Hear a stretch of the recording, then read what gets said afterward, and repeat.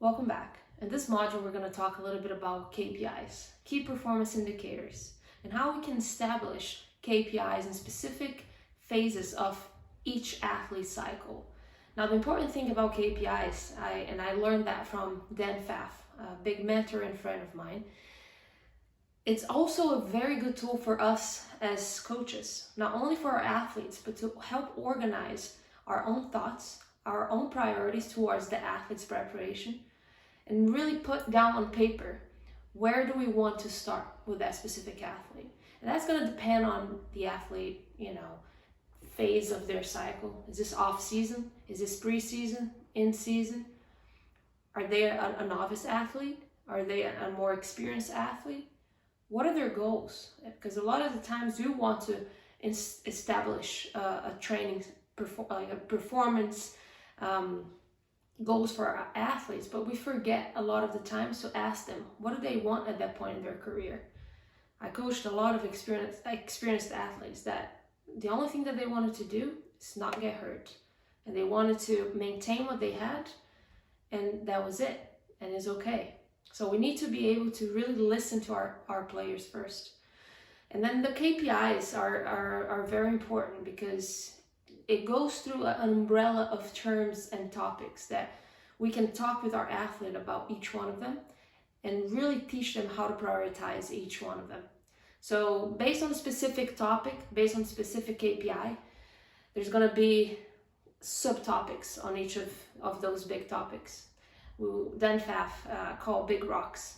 So what are the big rocks and the athlete's performance goals? So it's our goal to really sit with them, and then we can write down all those KPIs, and then they can rank them in terms of how much they want to prioritize in that training cycle. So if there's 5 subtopics on that main topic, then we can say, okay, can you rank from 1 to 5 in terms of priority? What do you want to get the most out of in this specific KPI? Or you can rank the big topics. So if there's, so we call 4, 5, 6, 7 KPIs.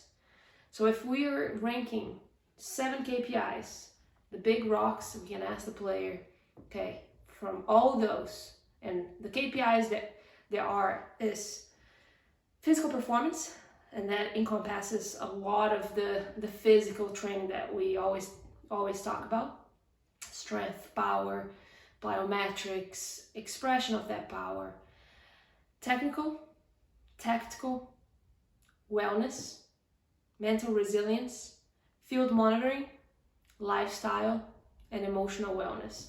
All those are very important to go through with the athlete, go through with us as coaches, and really understand what each one of them mean, and what are those athletes and coaches are prioritizing in each phase of the training cycle.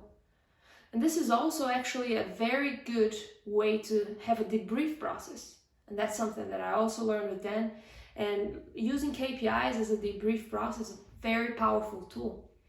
You can choose to do a debrief process with your athlete based on the months of the season. If it's a long season, you might choose to do that debrief process 3 times during the season, before you start, in the middle, and at the end, and constantly check if the goal of each training cycle is being prioritized.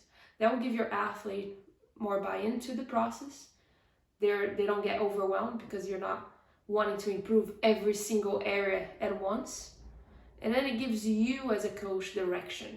And this can work if you're a performance coach, if you're a technical, tactical coach, if you're a skill coach.